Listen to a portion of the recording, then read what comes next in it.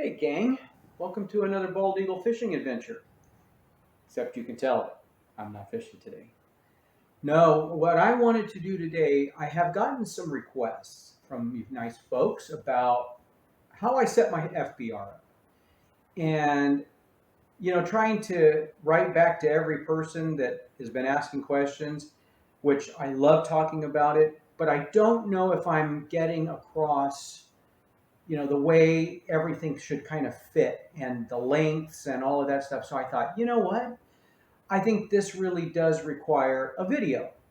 And so, in my humble opinion, this is the making of a perfect FBR, especially going after very large salmon. So, anyways, I hope you enjoy the video, and we're going to kind of dive right into this. So, I have right here everything kind of broken down, and I'll be showing it to you step by step. And one of the things I wanted to go over first is early in the season, um, you saw that I had lost a couple of fish. And when I lose fish, I think the part of me that goes, I really want to find out why that was the case. Was it human error? Because most of the time it's human error. Either you have the drag set way too tight, or just something. And that's really one nice thing with the videos is you can kind of go back and dissect. Did I fight this fish wrong? Did I overpower the fish? Whatever the case might be. I mean, you can still do all the right things. You're still going to lose fish. It's just part of fishing. But you want to limit that as much as possible. Costs a lot of money to go fishing, and you want to come back with fish.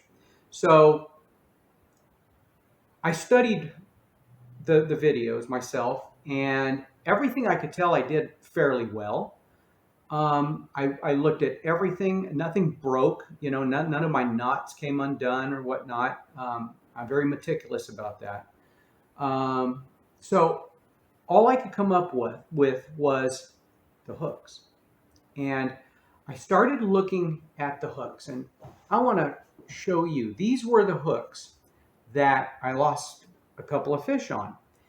And if you look at these hooks, these are not circle hooks. Circle hooks, the tip of this point has to be pointed towards the shank, okay? So these are standard J hooks, but there's something wrong here in the manufacturing. And I'm not going to get into who makes them and all that stuff, because a lot of manufacturers make these hooks just like this. And some of them will actually state that due to the little bit of circular motion to the hook, it actually will wrap around into the jaw line of the fish and helps keep them on. Well, I've done enough tests on this, and I've lost several fish. I'm not buying it. So, I'm one of those that, hey, I'm not going to keep doing something that keeps losing fish. I need to find out, to make success happen. I want something that works, obviously. So I started looking at different hooks, and this is the hooks now that I am using, that is made by Owner. It's a hook company. Right here's the name on it, Owner. And this is the size of the hooks that I use, which are 6-aught hooks. I hope you guys can read that. Anyways, they're 6-aught hooks, 4 in a pack, and these are cutting point AKI hook is what it's called.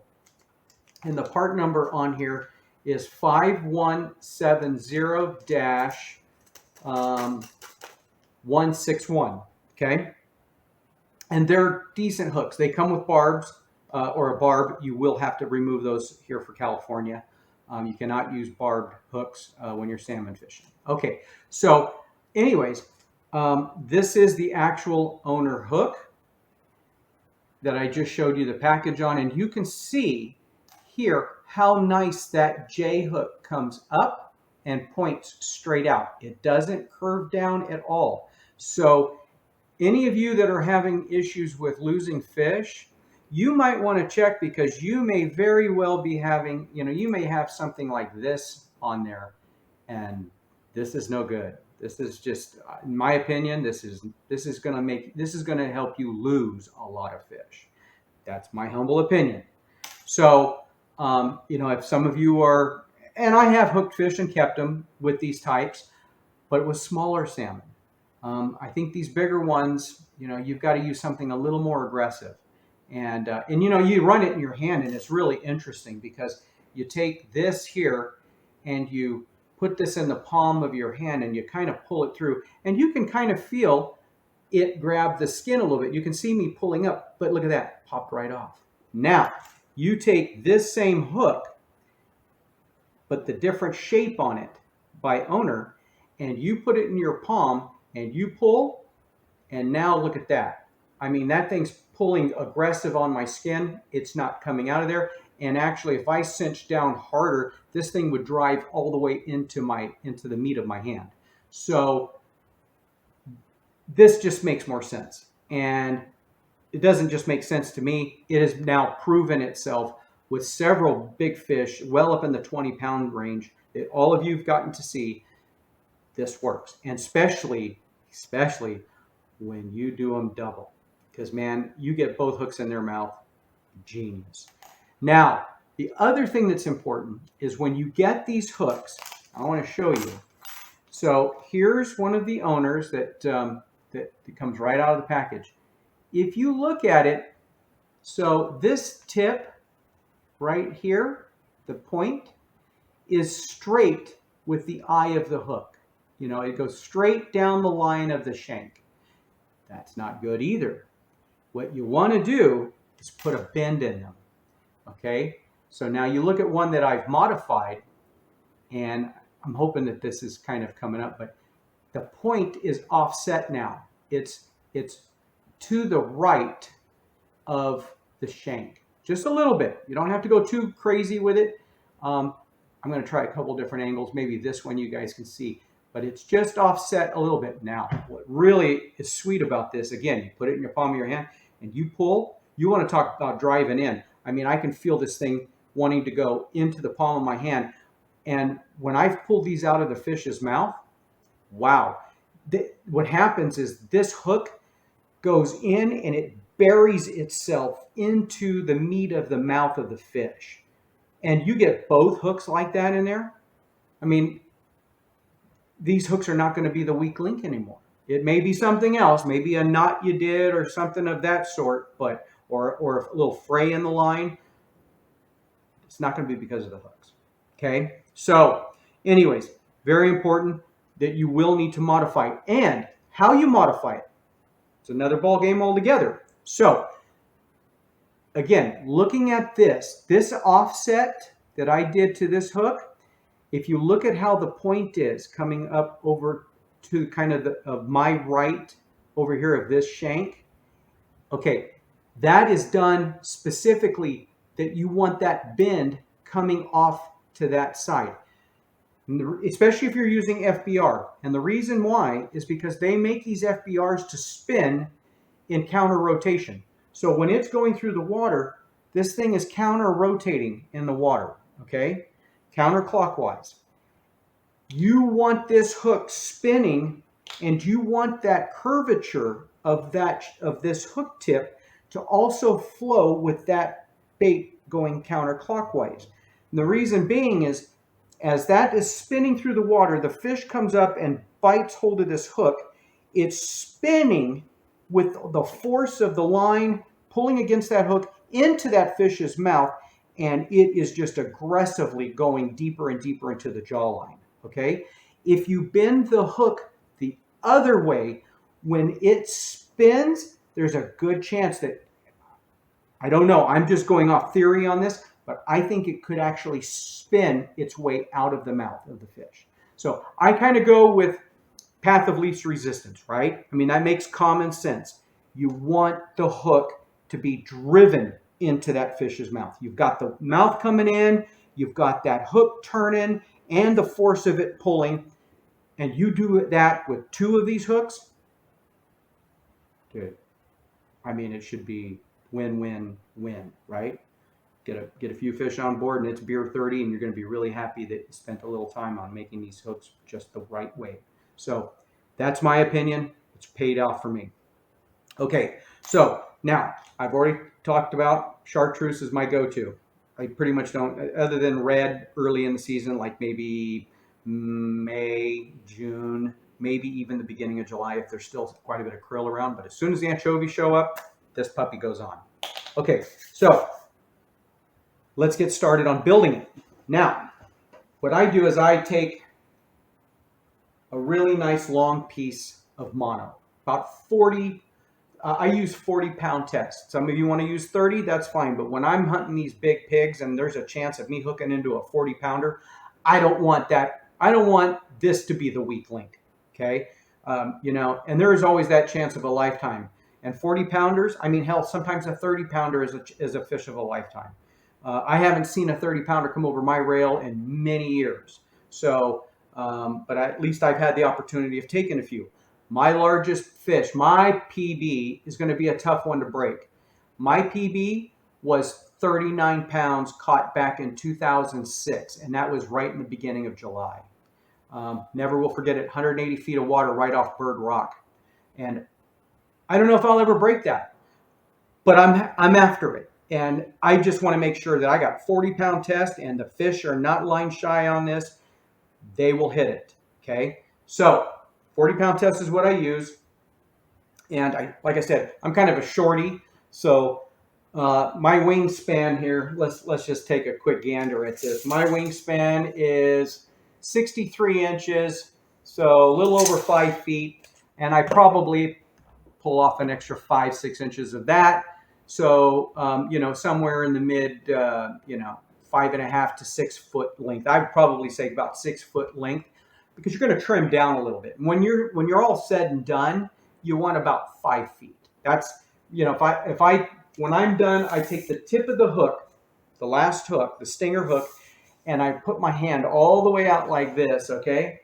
And it should be right about 60 inches. That's what I like to run. 5 feet works good for me. And the reason being behind that is you can run a shorter leader. However, if the fish are a little bit on the flasher shy side, okay, per se, maybe they don't want to bite. Sometimes you just don't know why a salmon gets all worried and concerned about a little flasher. You want to attract them. So I found by stepping up to 5 feet or so, 5 feet is perfect for me. Even if they're a little bit shy on the flasher, they're still going to bite. They still will hit it. And so at least that's what I have found. So anyways, let's get building. So how am I going to tie these hooks? We're going to start with the hooks first. So the hooks are going to be done with a snell knot. Now, there is a bazillion ways. You go on YouTube, there is all kinds of ways of doing snell knots. So I like simplistic. I'm kind of a simple guy myself. I just like things that work and work well. And I've never had one of these snell knots ever come undone. And they're so easy to do. You can tie them even right on the boat with everything bouncing around and being goofy. So the way I tie these things is I put the line, take the line, hope you can see the line here, and I put it through the back end first. It kind of goes through the eye towards the point, okay?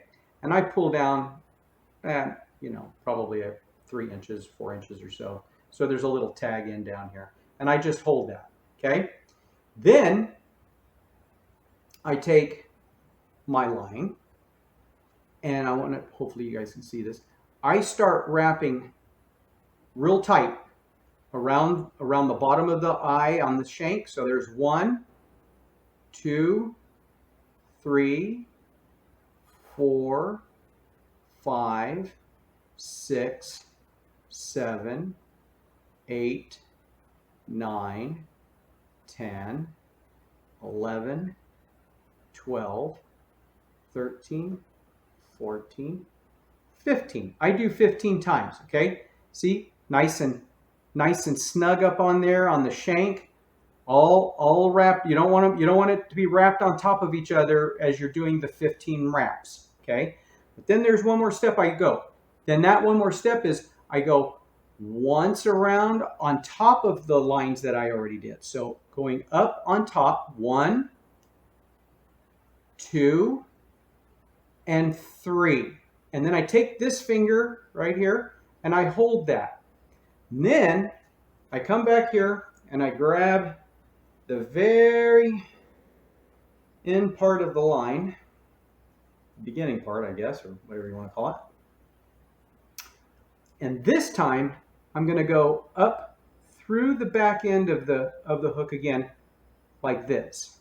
So hopefully you guys can see. Here's the point up here. I'm going through the back. You want to come out you want to go through the back side here. Okay? And pull up like that. Pull it all the way through.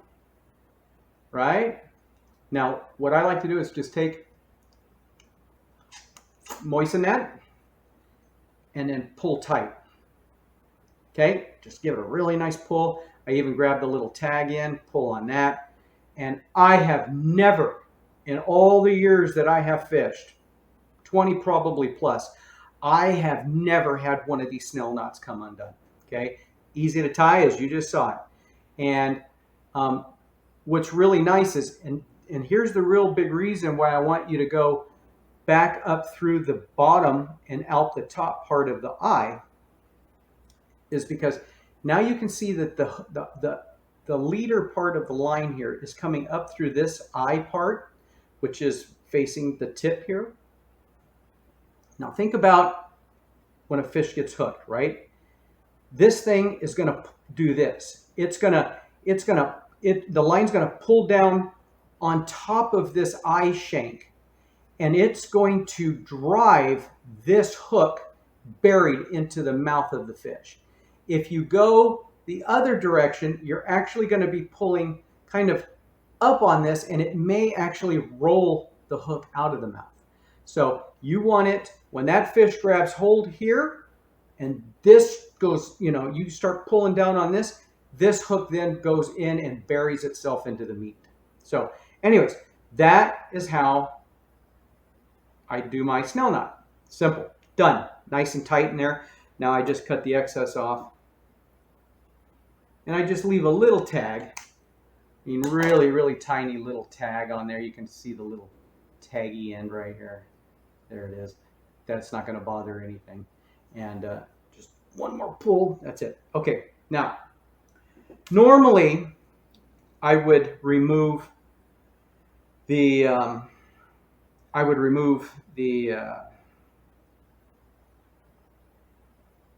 this barb on here before I would even tie this hook in place. Just easier to do so. But I want to just show you folks, this is not even going to probably get used this year. I got, you know what, I keep about 6 of these setups on board my boat, rigged, ready to go, and these tips are razor sharp. They are so sticky sharp. Again, now, what we're going to do with this hook, okay, so there's the hook.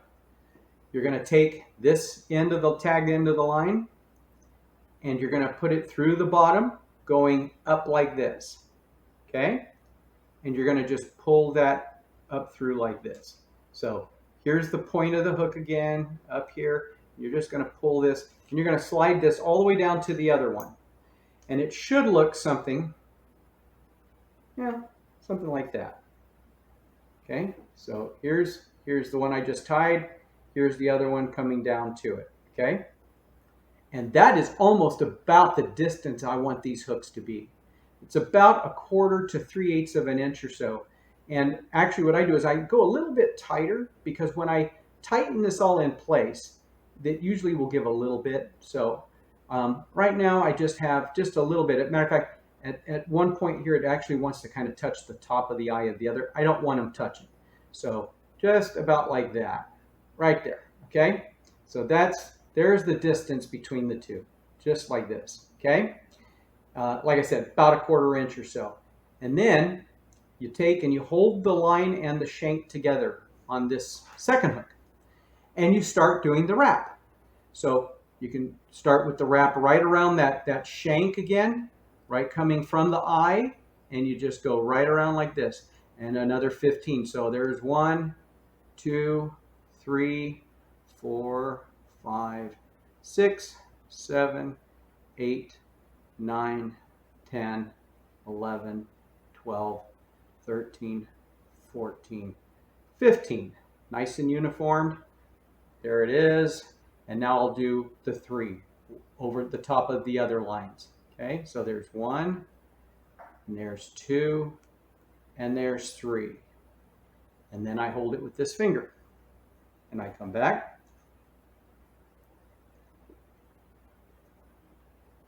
And I grab the little tag end here of the beginning part of the line.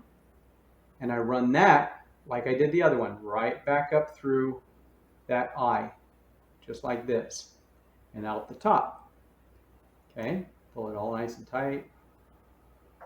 Trying not to wrap everything up in the process.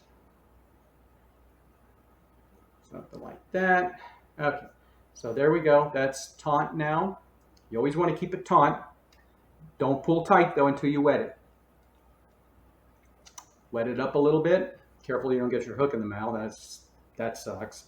And then grab hold of this. And really, for safety reasons, especially since this still has the barb, at any point it would hurt having a hook go in your hand. But if it's got a barb, that's a really bad situation.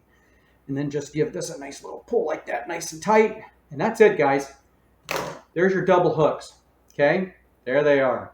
And it's even cool when they kind of turn out where one is pointing downward and the other one's pointing up. You get a salmon hooked in the bottom jaw and the upper jaw, lights out. So game over for that salmon. Anyways, that's always the plan. Now, so we've got the 2 hooks on here now. I'm going to set those down there with that end of the line. I got to put my spectacles on because, well, you know, sucks getting old and you can't see shit anymore. So now I'll take this, and this is really a great invention. FBR has been running these for a long time, which are these little plastic sleeve sliders that go over the line. It has a little cup thing on here on the back for the shank of the hook with the eye, and I'll show you how that plays out. But I buy a package of these because I buy the packages of the FBR heads, 3 in a package. I get all my stuff from Outdoor Pro Shop. I'm not sponsored by them or anything, but I'm just letting you know where I go for my tackle. Great people there. And Mike, the manager, is absolutely fantastic. All the guys are great there. And Ken, the owner, he's just spectacular. So it's been a pleasure doing business with those folks for a very long time. Anyways, so I buy they have this here in 3 in a package. And that's how I buy them because I make up all my own stuff. So here's the heads. And then this is made by Pitbull Tackle. And you can buy a package of these. I think they're like $9.99 there or something like that. But you got to cut them to the right length. And that is what's really important. So, and it just happens to be that I know exactly what that length is. All right. So the anchovies that I use are the medium-sized ones. So they're pretty much everybody likes that medium-sized grade. They're always hard to find. 5 1/4 to 5 1/2 inches in total length on the anchovy. You may get some maybe a tad bit longer. That's not going to be an issue. Or even a little shorter is not going to be an issue. But between 5 1/4, 5 1/2, that's what you're kind of looking for. You want these sleeves from the top, from one end to the next end to be at 3. I think it's 3 5/8, but I want to put it on here. I don't know if I can show it to you at the same time, and we're going to try.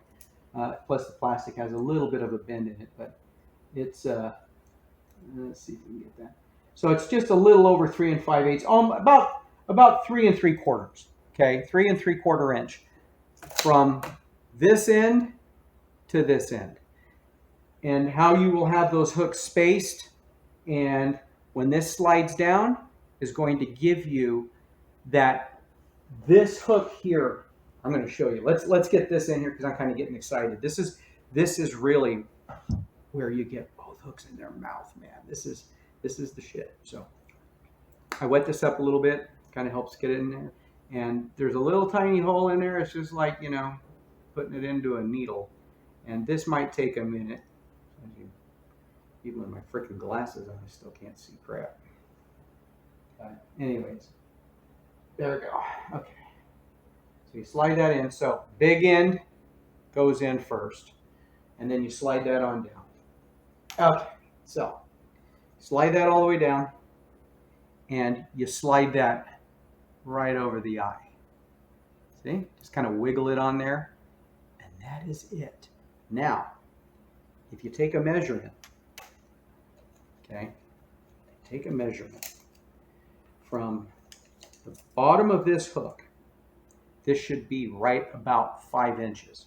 So from the bottom of that hook, from the bottom base of that hook, of the first one, right here, is 4 3/4, 4 7/8. Perfect. So what that's going to do is it's going to put this hook, this one here, right around the tail area, just inside the little tail area, okay? And the stinger, this puppy, this last one, is going to be sitting way past the tail, and that's what you want. When they get hooked in there, I mean, this stinger is well in its mouth, and a lot of times they're going after that little tail anyways, and they get this one as well. Every single one of my big ones had both of these in there. So that's dynamite. Okay, so that's pretty much the hard part. This is it right here. That's your setup. So I've given you the measurements for the sleeve.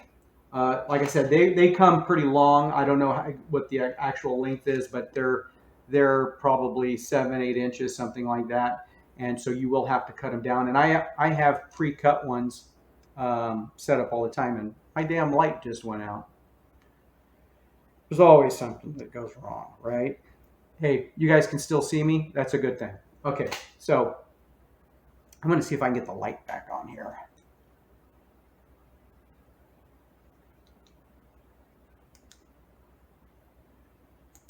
Hey, how about that? Let's trim that down a little bit. You don't need to see how ugly I am. Unfortunately, you already did. Okay, so here we go. All right, so I guess there's a timer on that shit. It's probably trying to tell me I'm taking too damn long and waiting for the music to come out with a big hook to pull me off the stage. Okay, so now we're going to slip this head on. So the head on these things, for anybody that doesn't know, and that's why if you know about these FBRs, then it'll go a lot quicker for you. But I'm assuming that some don't. See, there's a little pin in here. Okay, so you take your fingernail, you grab hold of this part, and you pull that out and just slide it so the pin is sitting on top here, and it's nice and out of the way. All right, now you're not going to be able to see it, but I'm going to try showing it to you anyways. If you look inside there, there's a hole right in the center of the nose of this FBR. And you want to put that right inside that center. It'll be just to the side of the metal little tiny bracket that's there. And there it comes out, okay? So there I'm pulling the line right through, okay? You slide this down. Okay, there's the FBR. There it is, guys. So your anchovy head, you slide it all the way in as far as you can, and you take this pin here. It's got some pressure on it, but you take this pin and you put it in this little groove here when the anchovy's in place. The head's nice and tucked in there, and you just kind of push that right into the head, locks it in. There's a couple things you can do, and there's no right or wrong reason on this. I do this just because I like doing it. I think it helps keep the hooks in place. Is I take a little tiny rubber band, okay, and they have that there at Outdoor Pro Shop as well. I think one of the small little rubber bands. I don't know the exact dimensions or size of it. I think there's like 2 sizes. There's a really small one, and then there's one size up. I think I use the one size up. Anyways, once I have the anchovy head in here locked in place, I slide that little rubber band over the first hook and over the second hook, and I don't go onto the plastic. I just go onto the shank of the hook and the tail of the anchovy. and it just kind of holds that anchovy on there. And I like to have my hook, this one here that's going to be by the tail, to actually be raked up over the anchovy's tail, just kind of like it's sitting right here. Okay, we'll just kind of, because when this thing's spinning through the water again, it's going to be the natural positioning for that hook. Okay, that hook's bent that way, it's kind of flow with that anchovy that same way. The more you make it look natural, the better odds you are going to get a bite. So that's the rig. That's the demon. This is what all the salmon hate right here. This is what's going to kill them. This is what's going to put fish in your freezer. So there's that. Now, the size.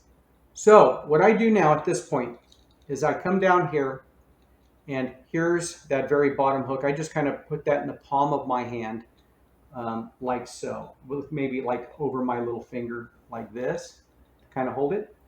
And I stretch this line all the way out. Unfortunately, I don't know if you're going to be able to get it, but I get it so my entire wingspan is one end to the other, right? I'm at this point where you can see with my fingers right here. So this is approximately 60 inches. Now, I will add another, probably 2 or 3 inches to that, and I'm going to cut it right here. So see, I didn't waste a lot of line. I mean, just a little piece right here. So that's why I said you got to rip off, probably 5.5, pushing 6 feet.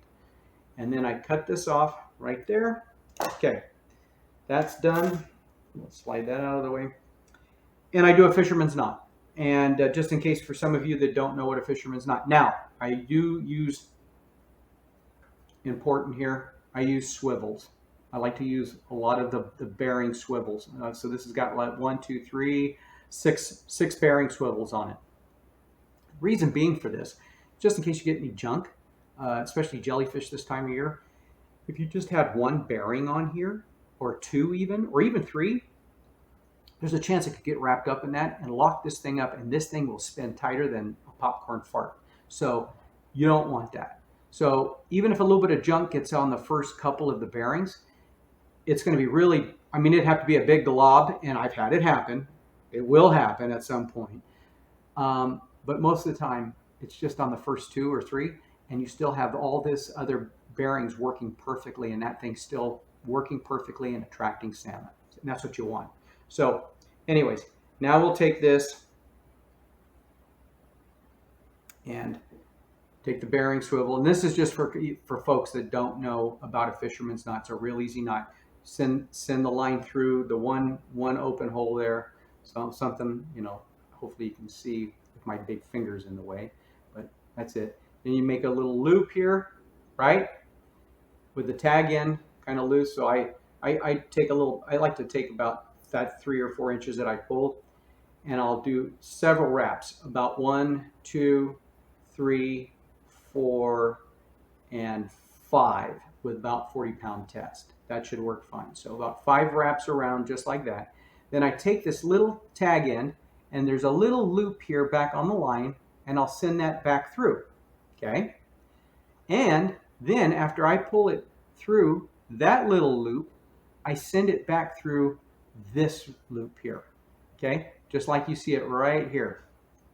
And again, I hope that this is all working out, but you can always look up how to tie a fisherman's knot, and you can have all the specs and info on how to do that. But anyways, you grab hold of that little tag line, very important again, wet it, and then just draw tight from the main line. Just draw it down. You'll see it actually kind of just lock down in place, and give it a nice cinch tight, and there it is. That's a fisherman's knot right there. And then you just trim this tag end off. So you give it another nice little pull. I always check and make sure that there's nothing on that knot that doesn't look correct. You want it nice and cinched and tight. You don't want any little loops or something in there that doesn't look like it's locked down properly. If it is, cut it off. You don't have to retie a whole nother thing. Just restart another piece through there and go through your process. If you make several mistakes on it, if it becomes where the leader's too short, you might have to start all over again. But you'll get the hang of it, and you might want to practice. If you don't know about doing a fisherman's knot, you might want to practice several times before you actually produce a leader. So anyways, guys, that's it. And I just cut that little tag end off of there. And I leave just a little tiny tag. You can probably see that, just a little stubby right there. That's it. And that thing is locked down. This unit, other than for the little bit of barb that's on that one hook that would have to be removed, this would actually be ready to go fishing. But like I said, this is the one staying home. I don't really see it needing to be used out there. And again, something to think about. You know, make up several of these. You don't just make up one. Since there's 3 in a package, make up 3 of them. And that way there you have 2 others. Something happens, you know, something breaks. Maybe the first salmon you got was an absolute pig and it put some stress on the line, and you can feel some stress. And always, after hooking a really big fish, you should always wet your finger. You know, that's what I do. And I pull my fingers through that line, and I'm looking for any fray, anything that feels imperfected. And if so, I gather my stuff up like so, toss it in the cabin, grab one out of a little Ziploc bag. It's all ready to go. Unravel it, throw it on. I'm ready to go fishing within a minute or 2. Guys, as always, I hope you liked the video. If you did, please subscribe, hit that like button. Please send me your comments. And you know what? I hope you guys know, I love talking about fishing. It is my passion. And I really wish every one of you to hook into some nice fish, keep them on, because nothing's worse than losing them. And I don't want to see one fisherman go out there, spend their time, come across a really huge fish, maybe a fish of a lifetime, and lose it because of something stupid as far as a hook not being properly, set in place, with the point not being where it should be. So again, got any questions about these hooks, please let me know, and I'll try to shoot you in the right direction. God bless you all. I'll see you on the next one. Take care, gang. Bye.